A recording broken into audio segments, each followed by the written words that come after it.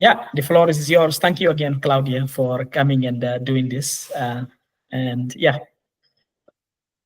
Thank you so the floor much. is yours. Um, Thank you. Welcome to session number 3 of the Open Source Quantum Solver tutorials. Today we are going to talk about the simulations of our quantum circuits. So as for now, we already know how to create circuits and manipulate qubits through those circuits, right? So now the next step is to execute, to run those circuits. So we can exploit the quantum advantage. In other words, we want to see what the probabilistic nature of the measurement is going to work. So, well, in a real experiment, we we are going to finish by measuring most of the time all of the qubits that compose our circuit, and that measurement is going to be into the computational basis. Actually, we can measure in any basis, but the common one is the computational basis. And this measurement is the way to extract classical information. So we can do something about that information, right? So first things to do is to install our frameworks. Current versions as of today for Qiskit is 2.0.1. And the current version for PennyLane is this one, 0.41.1. So the code in this notebook is going to work with these versions. So what is probability amplitude? When in a few words, these probability amplitudes are complex numbers, and we are going to be interested in calculating the square modulus and then take the square of that. So when we do that, we are going to get the probability of obtaining each possible outcome. So in general, we can have these basis states. For example, if we have one qubit, the basis state, as mentioned before, is going to be these two states. But if we have two qubits, the basis states are going to be all the possible combinations for two qubits. So are going to be these 4 states, and so on and so forth. So this is the basis state. Then we are going to write down a quantum state in this form. Usually we call it psi, and we are going to have something like alpha 0, let's say, plus alpha sub 1, the other option of the basis state. This is for one qubit. So this alpha sub 0 and this alpha sub 1 are called the probability amplitudes. And as we mentioned before, we have the restriction that we take the probability amplitude to the square plus the other probability amplitude to the square, and this must be equal to 1 because the state must be normalized. And these values, alpha, are complex numbers and are the ones that help us to create the fully description for the quantum state. So when we take the Born rule, is when we are going to calculate the probability. As I mentioned before, the full calculation is going to be like this. We are going to take the state we are interested in. We are going to take the bra of that state, and we are going to take the inner product with the full state, in this case psi. And after taking that inner product, we are going to calculate the absolute value and take the square of that.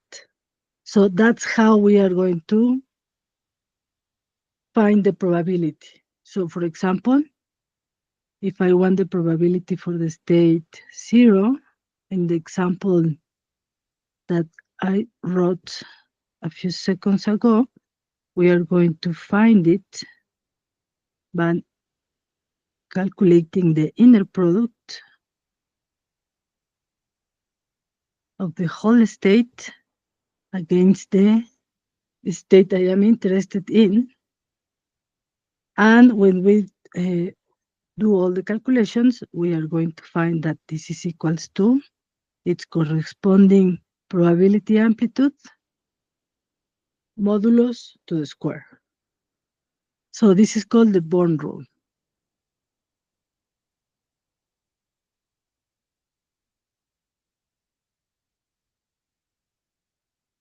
So for the example of 2-qubit superposition, a general state is going to be given like this. So because we have 4 elements in the basis state, we have 4 possible amplitudes, probability amplitudes, these 4 alphas. They must accomplish the normalization. And when we want to see what is the probability of getting each of the possibilities of the possible states in the basis, we are going to take the Born rule, as I mentioned before, and we are going to find that the corresponding value is going to be the probability amplitude corresponding, and then the modulus and square of that.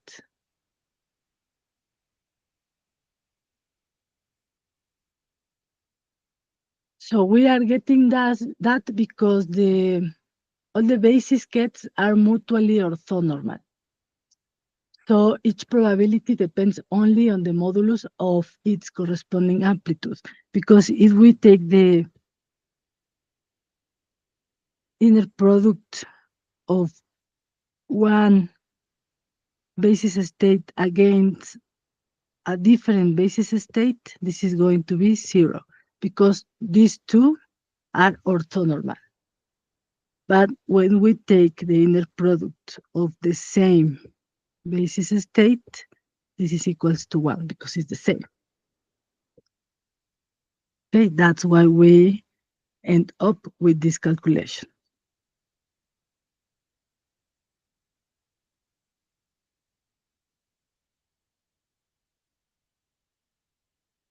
Well, this is what I just mentioned.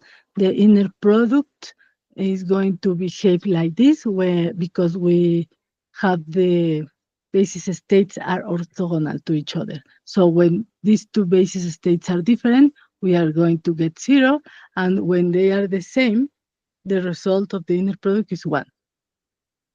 And of course, if you take the bracket of the full quantum state, the result is going to be 1 because it's the inner product with itself.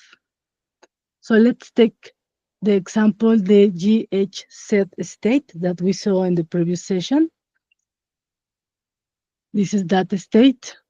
And we want to find the probability of getting one of the or the other, right? In this case, we are going to get or this measurement or this other measurement. There are no more options because this is the way this state is formed. We take the Born rule and we are going to find, okay, let's remember that this is equivalent to write the state like this. I mean, the probability amplitude is 1 over square root of 2. So this is alpha 0 and this is alpha 1. And when we take the probability for the first option, we find that is 1/2. And the probability of the second option, we only have two options, is the other half. So we have 50% of getting each of the possible states for this superposition. And the probability of getting any other, for example, 0, 1, 0, the probability of getting this is going to be 0, right? Because this state is not present in the GHZ state. So over here we have the full calculation just to make sure we are doing all the things. As I mentioned, we are going to take the inner product of taking the bra of the state I am interested in. This side is the GHZ state. So I am going to take the bracket of this against this and this against this. So these are these two. This is going to be equals to 0 because those are orthogonal, and this is going to be equals to 1, right? So I have a result of 1 over the square root of 2, and we take the absolute value. This is already a positive number. And when we take the square, this is equals to 1/2, 50% of chance of getting the state 111. So how do we do this in Qiskit? Well, we are going to create the quantum circuit in the same way we did in the previous session. I mean, we need to add the necessary gates to achieve the GHZ state, this state. These are the gates, but in this occasion, we are going to specify that our quantum circuit is going to use 3 qubits and also 3 classical bits, because we want to measure those qubits and we want to store the result of that measurement. And we need classical bits to store that result. So to specify what do I want to store, we are going to use the method .measure, and the first list is going to be the indexes of the qubits, and the second list is going to be the indices of the classical bits. So in this case, I am storing in the exact same order. I mean, qubit 0, I am going to store the result of its measurement in the classical bit 0. So that's this 0 over here means I am sending the measurement, this symbol is for measurement, to the classical bit 0. And so on. For qubit 1 and qubit 2, I am storing the measurement in the corresponding classical bit. I can make any mix I want. I can easily save the measurement of the qubit 0 and the classical bit 1, for example, if it is going to be useful for my experiment. But well, in this case, it's directly in the same order. So in order to simulate this circuit, we are going to use this class that it is called Basic Simulator. We create an instance of that, and we are going to use its run method. And we need to specify which circuit we want to simulate. So this circuit needs to include the measurements in order to work. When we execute the run method, we are going to get an object that we call job. And from the job, we can get the object result. And from the object result, we are going to get the get count. So it's going to give us what was the measurement. So when I run this, I am getting any of the two possible states that conform the GHZ state with 50% of probability. Okay, each time I run this, it's kind of I throw a coin and I am going to get with 1/2 of probability each state. This is how we run a circuit. But let's talk about the statistics.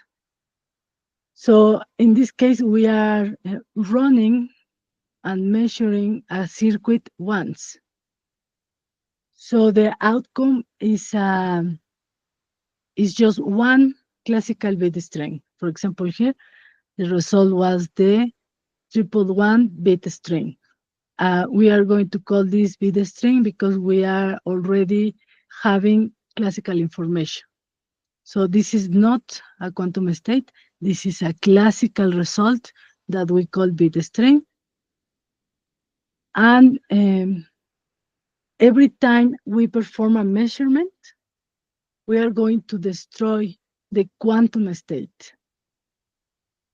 So we only get at the after that the information in a classical way. So we must execute the circuit many times, or we also call that shots, in order to learn the distribution of the probabilities of my quantum state. So one shot is going to include the full cycle. That is the preparation of the circuit, the execution of the circuit, and the measurement of the circuit. So after that, I am going to get a classical data, classical bit string. And when we run that several times, we can have counts of how many times we get, for example, 111, or how many times we get 000. So with that amount of counts that I am calling here n sub s, we can divide the counts divided by the number of shots, so we can have an estimation of the probability. So just to be aware what is happening here in statistics terms, we have a random variable that represents one shot. So we are going to have x equals to 1 if the outcome of the ith shot is equals to a given state. For example, S could be 111. And we are going to obtain x equals to 0 otherwise. So the sum of all of them is going to give us the frequency, the amount of times that we get a specific state. And so each shot can be seen as an independent Bernoulli trial that has a success probability that we can call PS. So because we have several mutually exclusive outcomes, when we run this in multiple shots, the joint distribution is going to be a multinomial. And when the number of shots tends to infinity, we are going to approximate to the real probability at the end. Okay.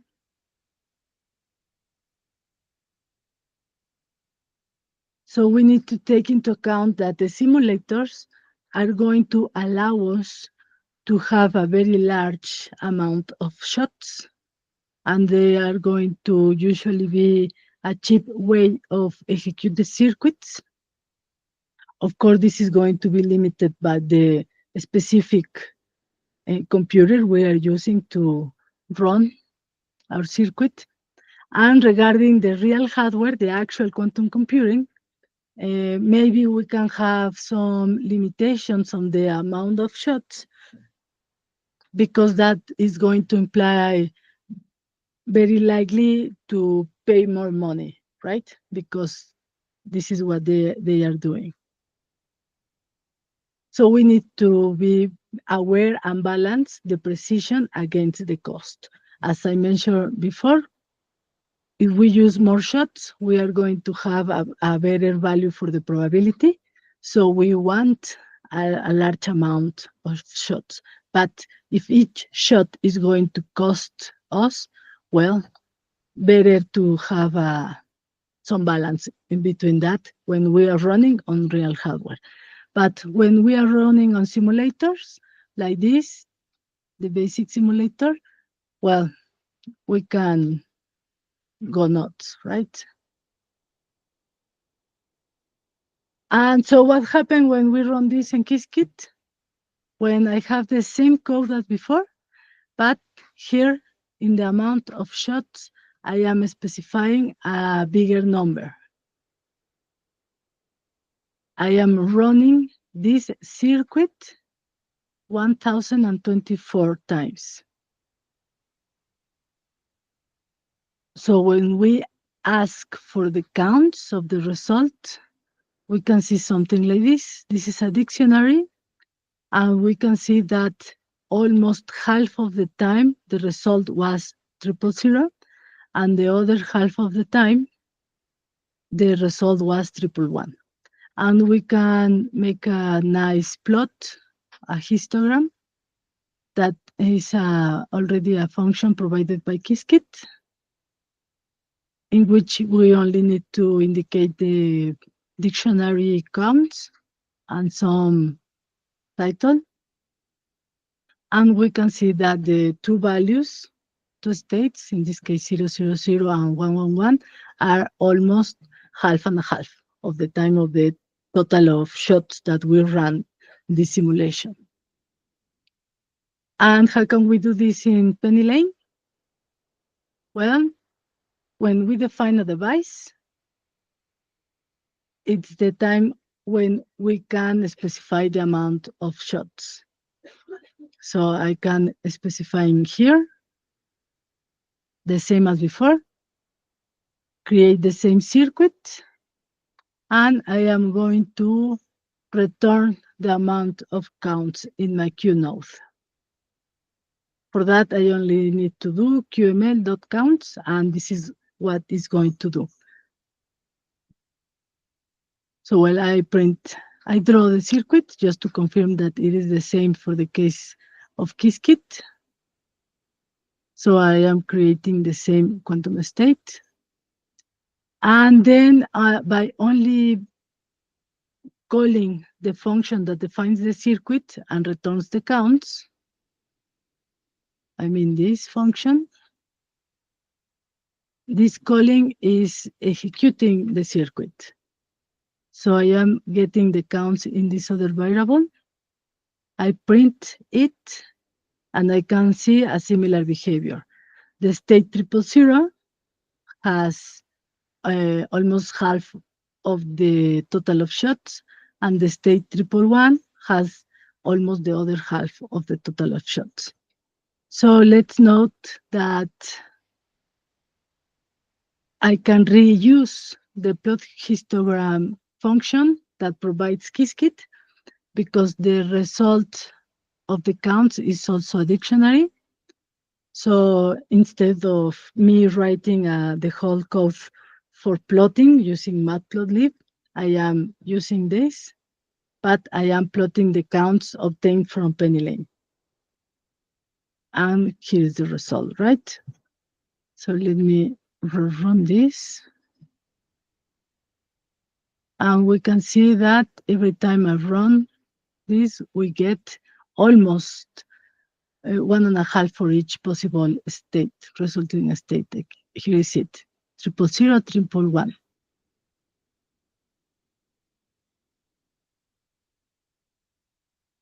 if I use more shots, this distribution is going to be closer to exactly 50% and 50%. So that's the basics for simulation. Okay, we are going to take a circuit, add measurements, and run the circuit several times so we can get the probability distribution of each possible state in my quantum circuit. That is going to tell us what is happening inside the circuit, right? But for example, Qiskit provides a couple of primitives that are a couple of ways to extract information from a quantum circuit. They call them primitives. One of them is sampler, and the other one is estimator. And the idea behind this is because Qiskit believes that these two are the minimum necessary to encapsulate the fundamental numerical tasks for quantum algorithms. So sampler is going to take samples from the circuit so we can learn about the distribution as we saw in these cases. And the other one is going to calculate the expectation values of the observables we want. So you can learn a little bit more about this in this link. And another things that they add into sampler and estimator is a way in which we can manage error mitigation. So for example, we can also use this parameter in order to ask how to handle the errors inside our circuit. This is going to be more relevant when we want to run our circuits in real quantum hardware. So the sampler. The sampler is like saying, roll the circuit's dice.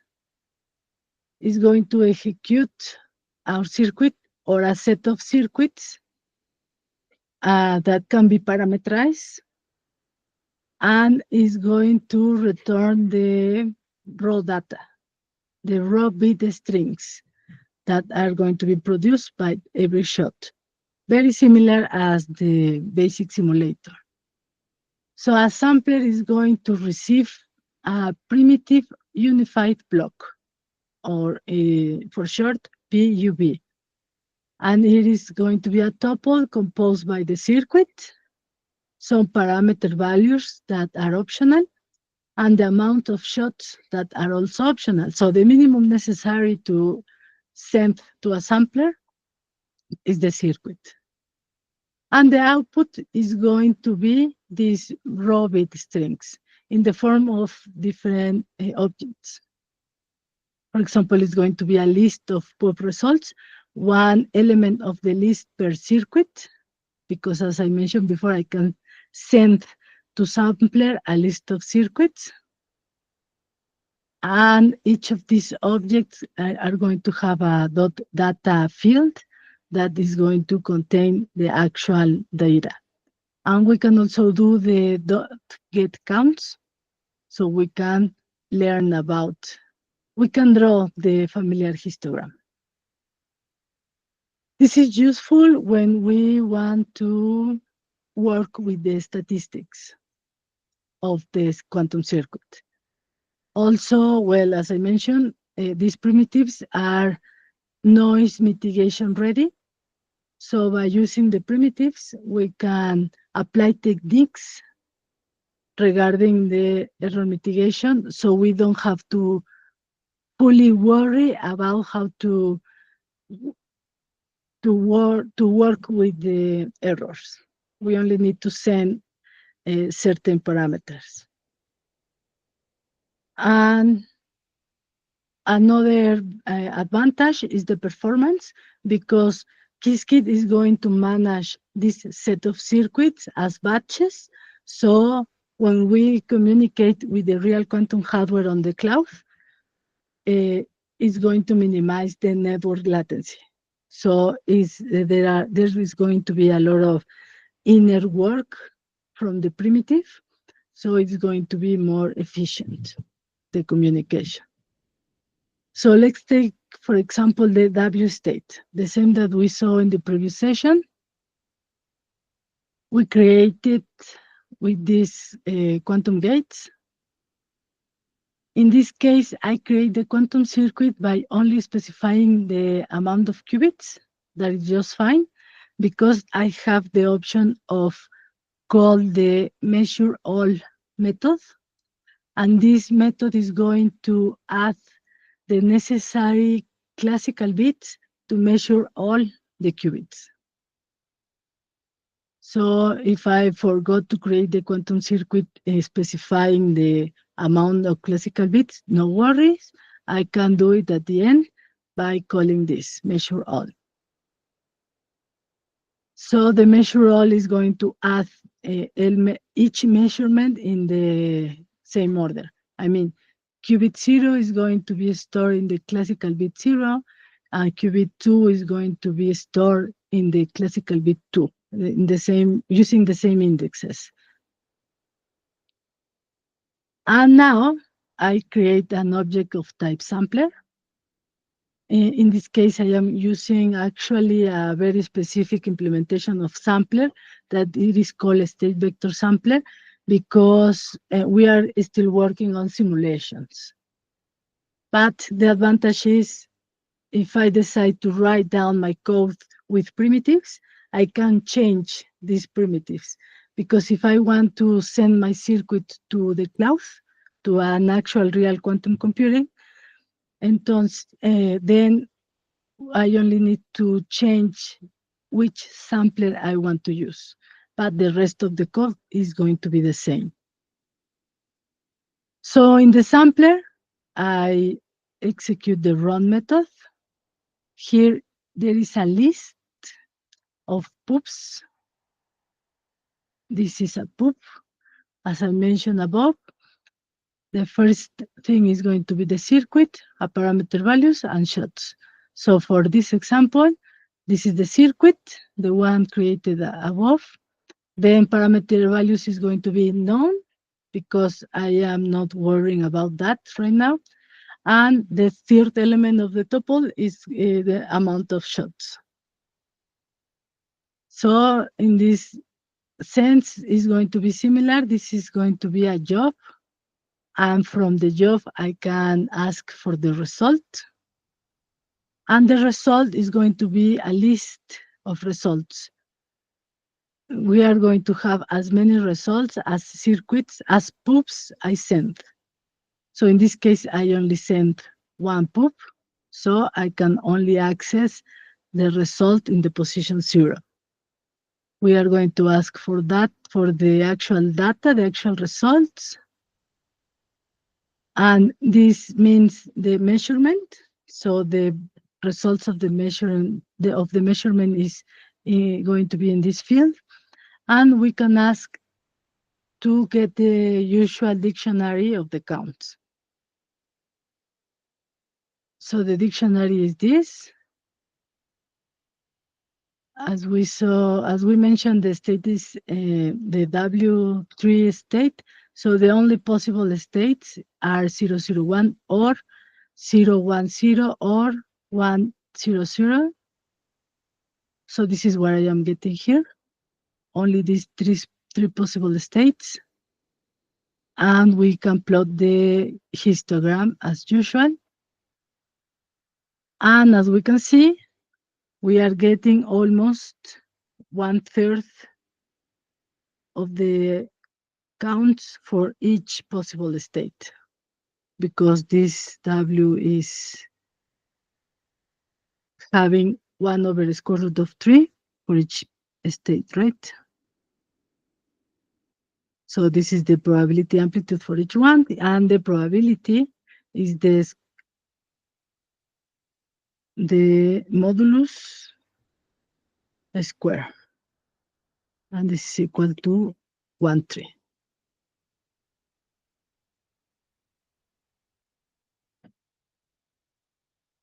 And well, these are the frequencies, right? The amounts of the counts, and we can calculate the probabilities. As we mentioned before, we take the accounts and divide by the number of shots, and we are going to approximate the probability. So that's what we are exactly doing here. Take each value for the counts, divide by the shots, and create a new dictionary that is going to contain the same key, this key, and instead of the frequencies, the corresponding probability. And because the plot histogram only knows how to plot counts, we need to create our own histogram using Matplotlib, but not so difficult, right?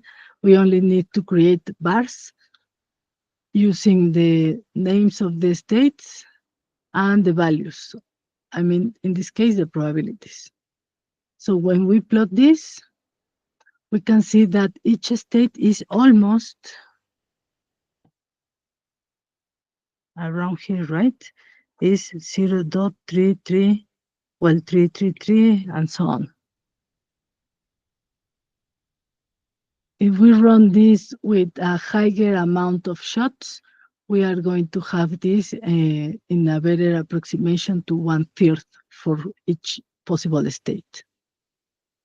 So the other primitive, this is similar to basic simulator, and this is that we can use in the simple quantum algorithms by getting the counts and reading exactly what state we are getting with more frequency or more probability. But we have another option. We have the primitive estimator, which means that we are going to measure an observable. In other words, we are going to calculate the expectation value. So in this case, O is the observable. Observable is usually it is a representation of an operation or a quantum gate. And we are going to calculate this. So we are applying O to the quantum state psi. And when we get that result, we are going to apply the quantum state to in the left. So this is going to be a number, just one number.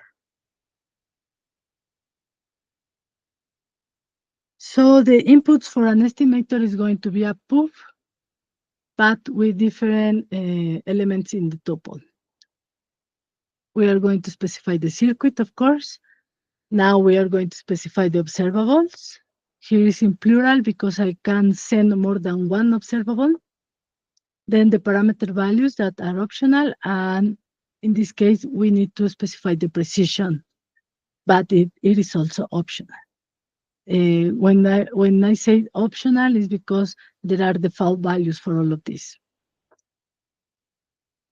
And well, the parameter array are going to be broadcasted as a NumPy, as well as the observables. And the outputs is going to be the expectation value. So if I send more than one circuit, we are going to obtain several expectation values. Also, if I send one circuit with more than one observable, we are going to get several expectation values, one for each combination, circuit and observable. And this primitive is going to be useful for variational algorithms, like, for example, VQE, that is variational quantum eigensolver, or QAOA, that is a quantum approximate optimization algorithm. And also is going to be very useful for quantum machine learning when we want to calculate the cost functions. Actually, it's very useful to get the expectation value instead of the counts of the possible states. it is preferable. It's going to be more useful to get the expectation value of an observable. When we execute this estimator, we are going to also have error bars, so we can see how much deviation we have in the results. And well, this is the same as I mentioned before.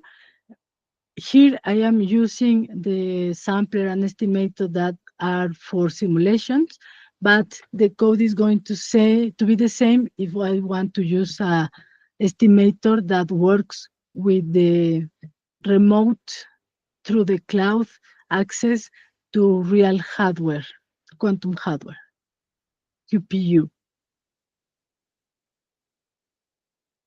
So as for now, this is how Qiskit provides workflows to work with quantum circuits.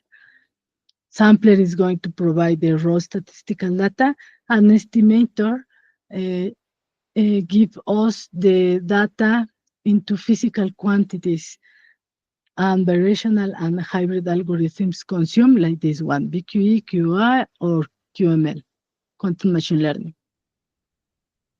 So let's review quickly what is an expectation value. Actually, this comes from statistics and then used in quantum mechanics, and now we can use it in quantum computing. The expectation value is the probabilistic average of a measurement outcome.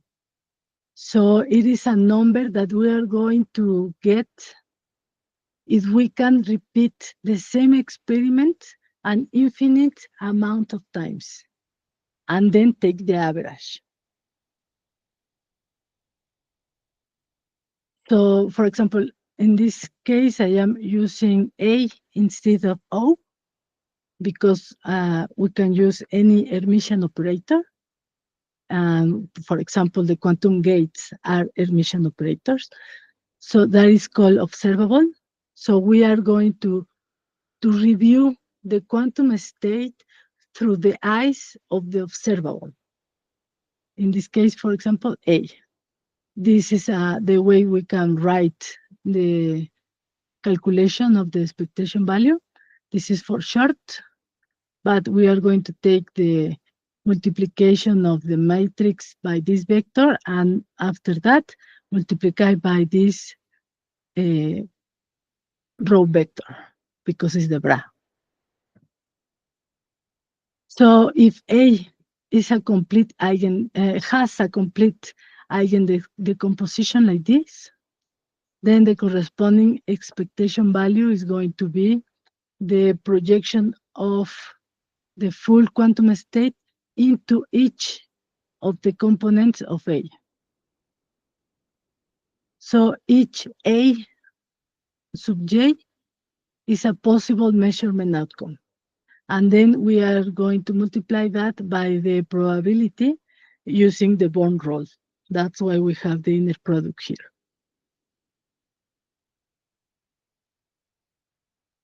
So let's see an example. Let's take again the W state. So in this case, we are going to define an estimator because we are working with simulations. I am going to use a state vector estimator. And one way to specify the observable is using this other class, sparse Pauli op. And in this case, I am going to use this observable. Usually, the way that we are going to do this is by using the very known quantum gates, right? So in this example, what I am doing is taking W3, the bra, then the observable is identity, set gate, and then the get, the quantum state, W3. So when we run the estimator, we are going to calculate this operation. Okay, what does this mean?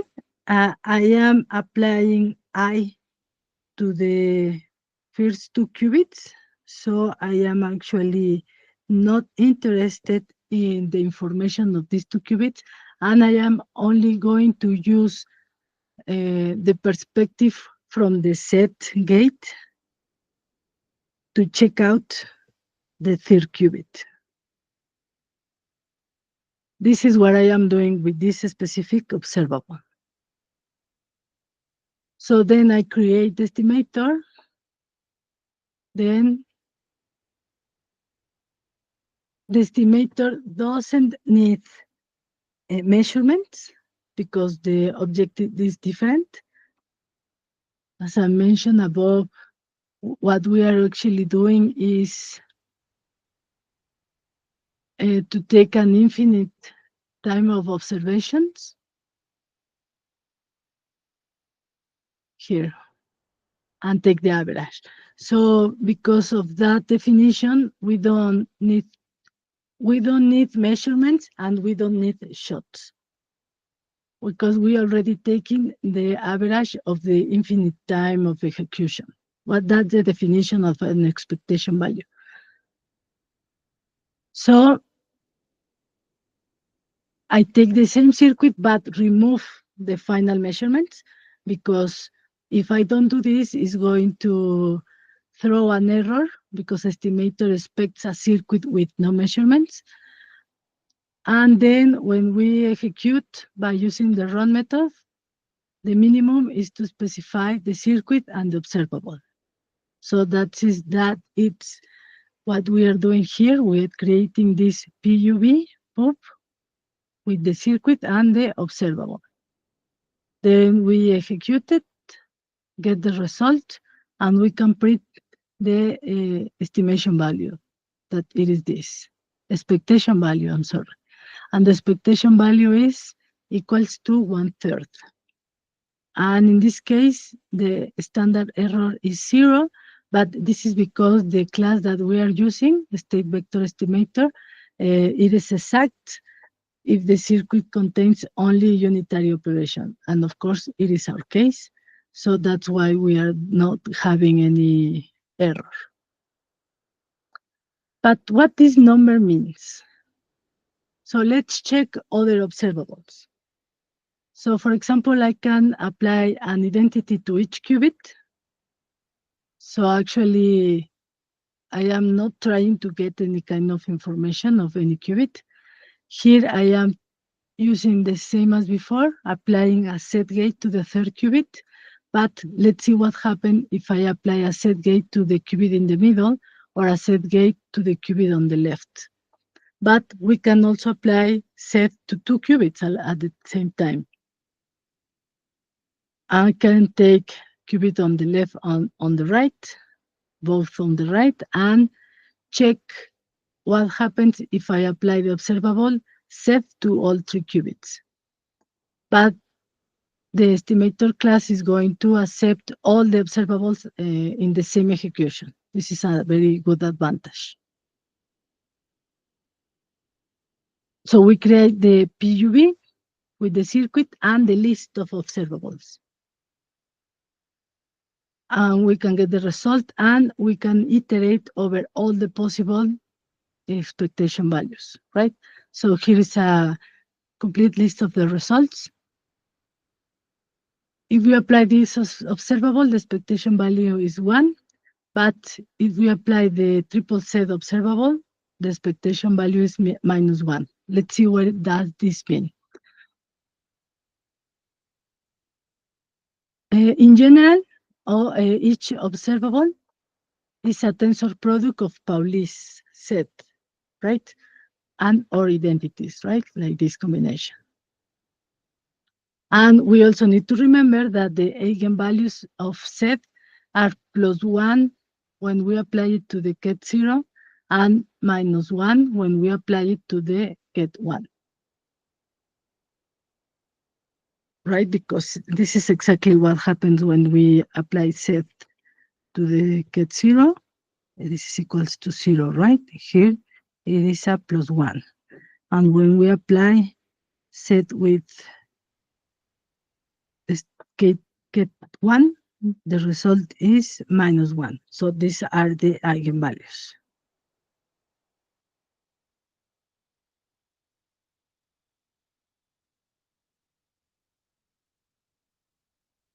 So this is a summary, what is happening. When we apply the identity to all 3 qubits, we are going to get always +1. When we apply set just to 1 qubit in any position, it's like asking, is this qubit in the set in the get 0 or in the state 1? It's going to return +1 if the qubit is in 0, and the probability is going to be 2/3. And it's going to return -1 if the qubit is in the state 1. So the probability is 1/3. And when we sum up all the probabilities, we end up with 1/3. And when we apply set to 2 qubits, we are asking actually how likely the 2 qubits are the same. Okay, when we make the calculations, we found that it is -1/3. And when we use the observable triple set, we are asking for a global parity. And the average is -1. Here more detail on this. When we calculate the expectation value, as we know, using the identity, you can make all the calculations and you are going to find that the result is 1. So that's why here it says the result is going to be always +1. But when we take the expectation value set on only 1 qubit, we are asking if each qubit is 0 or 1.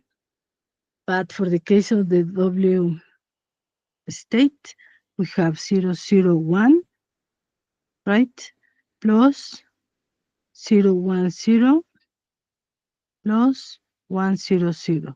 So if we take a look to this qubit, for example, we can see that it is more likely to be 0 than to be 1. So we have these two are 2/3 probability of being 0, and this is going 1/3 probability of being 1. So that's why we are doing this. 2/3 is going to be 0, and we associate +1 to the state 0, and only 1/3 probability of being in the state 1, and we know that we need to associate -1 to that. So the full calculation is going to be +1/3. This is what is happening. We are asking how probable the qubit is in the state 1. And the same thing happened when we ask how probable the 2 qubits are in the same state. Here is the full table that checks that. For example, if we check the 2 qubits on the left, in the Qiskit order would be 0 and 1, these two. So if the state is in 1, we associate a -1, and if the state is 0, we associate a +1. So we are getting a -1. But if we check this other state, we also get in a -1, but in this case, in the third possible state, both are 0. So we associate +1 and +1, and this is +1. And if we take the average, this is equals to -1/3. And it is happening for all 3 cases, for all 3 possible states.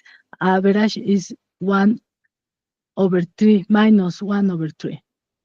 So that's why when we have 2 sets in the observable, the expectation value is -1/3.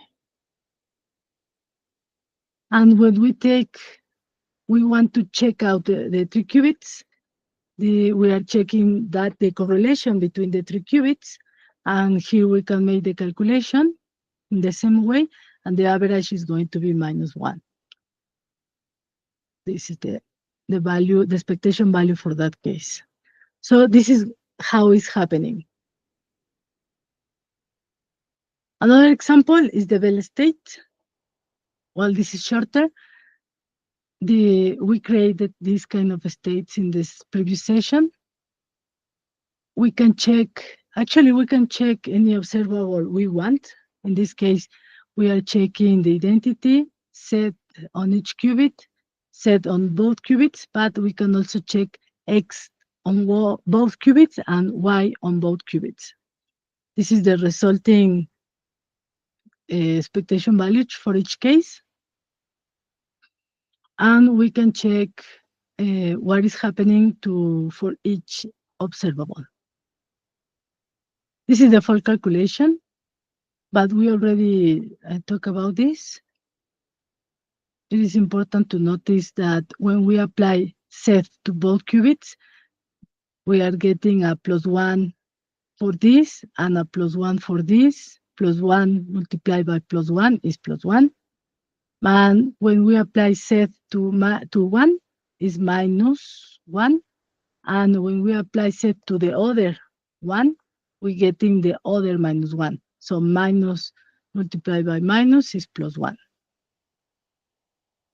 So that's how we get these reductions. And let's remember what is happening with the inner product. These two are the same, so we're getting 1. And when they are different, we are getting 0 because they are orthogonal. And this is the summary of what is happening for this case. I invite you to check all the details by yourself. Everything is written. I hope it is enough to understand, but it is very similar to we already saw for the W state. Because I want to talk about the penny lane measurements. So penny lane is going to allow us to use up to 12 different measurement processes. And they are divided into 3 main logical classes. The shot-based statistics. So this is similar to sampler in Qiskit. We are going to use sample and counts. In this, we are going to get the raw aggregated outcomes, mimicking the laboratory data. Another way is the analytic scalars. So we can use this, that it is corresponding to the estimator, because this is going to give us the expectation value, and this is going to give us the variance. And we have a lot of other state diagnostics, like, for example, the probabilities, the state that represents the quantum circuit, and the density matrix that represents the whole quantum circuit. These have been used in the previous 2 notebooks, and other stuff. So below there is a description of each one. So the sample is going to give us the sample. I mean, if I run the circuit, what is the state that I am getting? And the counts is going to give us the aggregated counts, okay? So let's define the W state with the same gates. And I am here defining a function that only adds all the necessary gates, but the actual Q node is going to change the return information we want. So here I just add all the gates by calling the function, and the actual thing that I want to perform here is to return the sample. So, well, the circuit is the same, as we can see. And when I execute the Q node, I am getting a sample. So I am getting the state 100. If I run this again, I am getting all the other possible states. As you can see, only one of these 3 possible states I am getting. I am not getting any different. For example, a 111, it is not possible to get by running this. And also let's note that the device that I define is using one shot. So that's why I am getting one sample. But if I define a different device with multiple shots, when I return sample, I am getting this amount of samples, one per shot. So this array has a length of 1024. And the other option is to return the counts. So I am going to get a dictionary that aggregates the results as we saw previously. This state was obtained this amount of times, this other state, this other amount, and so on. We can see that we almost have 1/3 for each. And well, in this case, we are also use the plot histogram just because it's already programmed for us. And we can see this distribution. So the equivalent of using estimator for PennyLane is returning the .xval or expectation value. And here the parameter that we need to specify is the observable. The way we are going to specify the observable is by indicating which quantum gate I want to apply to which qubit. In this case, is the equivalent of using this observable. Let's remember that Q0 in PennyLane is the one on the left that is inverse from Qiskit. So that's why when I apply set to qubit 0, I am applying set to qubit to the left. And when we run this, we are getting almost 1/3. The explanation is the same as we saw before. Calculating, checking set over 1 qubit is going to be 1/3, positive 1/3. And if I want to use a different observable, for example, this, applying set to 2 qubits, we are going to create the matrix multiplication by using this arroba. So I am applying set to qubit 1 and qubit 2 in PennyLane order. And as we saw above, when we apply set to 2 qubits, we are getting minus 1/3. This is it. This is just another example. Okay, this is using the variational. The operation for bar is going to be this. We are going to take the expectation value of the square of the observable minus the expectation value of the observable to the square. This is the definition of the variance.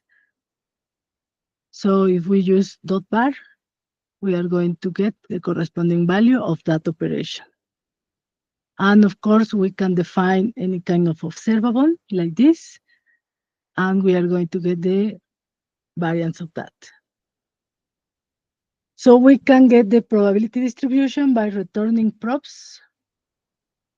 So this is very convenient. We don't need to get counts and then calculate by ourselves the probabilities by dividing between the number of shots, because this return is going to do that for us. And if I run this with one shot, I am getting one vector of probabilities. So because I run this circuit only once, I am getting this state only once, and that's 100% of the time. So here this probability vector corresponds to the state 0, 0, 0, 0, 0, 1, 0, 0, 1, 0, 0, 1, 1, 1, 0, 0, 1, 0, 1, and all the 8 possible, right? So I am getting this. I am getting this state. That's what it means in this example. But if I run this with multiple shots and get the probabilities, I can see that there are a lot of shots, and in this case, I am getting the second state the third one, and this. And these are the possible for the W state, right? Only one in each position. And I am getting almost 1/3 of probability for each one. So that's what this vector means. The vector of probabilities for all the possible states. Since n equals to 3, then the amount of states, it's 8. And these two we already used in the previous notebooks. We can get the state that represents the quantum state at the end of the quantum circuit. And we can get the matrix that represents the whole quantum circuit by multiplying all the quantum gates. So when we return the state, this is the state. In this case, 8-element vector. You can check and 1 over the square root of 3 is equals to this. That it is exactly the quantum state. So in this case, we don't specify an amount of shots because this is a mathematical representation of the state, so it is exact. And when we return the density matrix, for our example, we are going to get an 8x8 matrix that represents the whole circuit. It's going to be this one. You can calculate it by hand if you want. And the density matrix allows us to get only a partial subsystem. For example, I can specify the qubit 1, and it's going to give me the matrix corresponding of the qubit 1 at the end of the circuit. So here I am calculating the partial trace as described here. And I am getting the matrix that represents only the qubit 1, the qubit in the middle. And these other two, well, are more advanced and depends on where you are wanting to get. Like, for example, the von Neumann entropy that is defined like this. If you return it, you can get the information for the specific qubit or set of qubits, of course. Also, you can get the mutual information that includes classical and quantum information defined with this. Here S is the von Neumann entropy.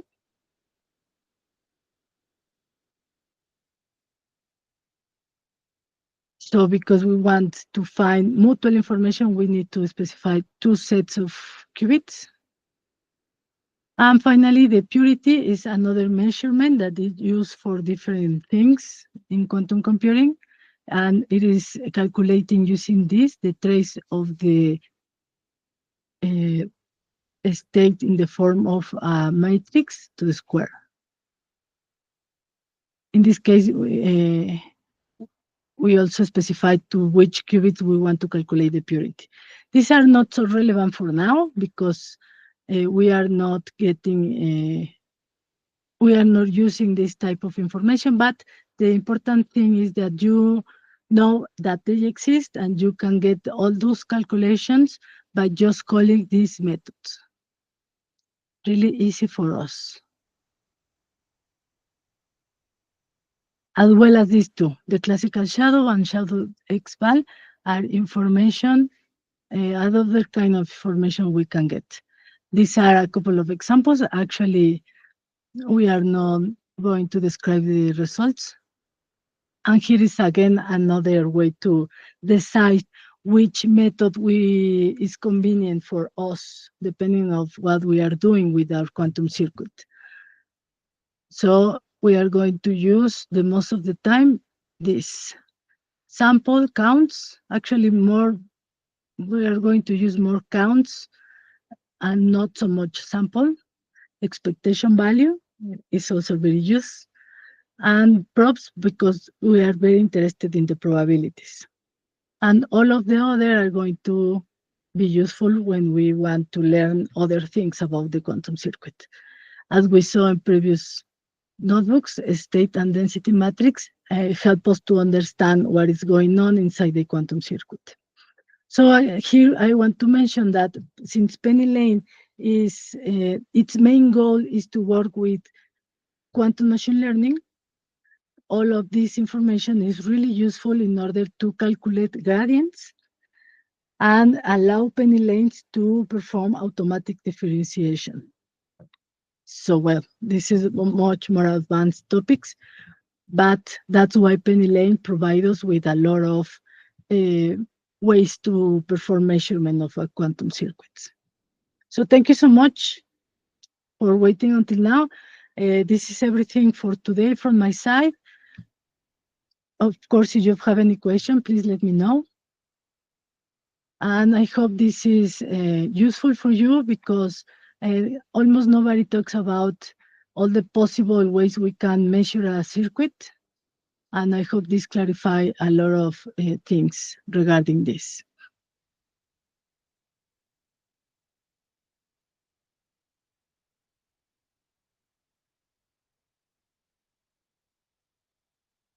Thank you. See you later. See you next session.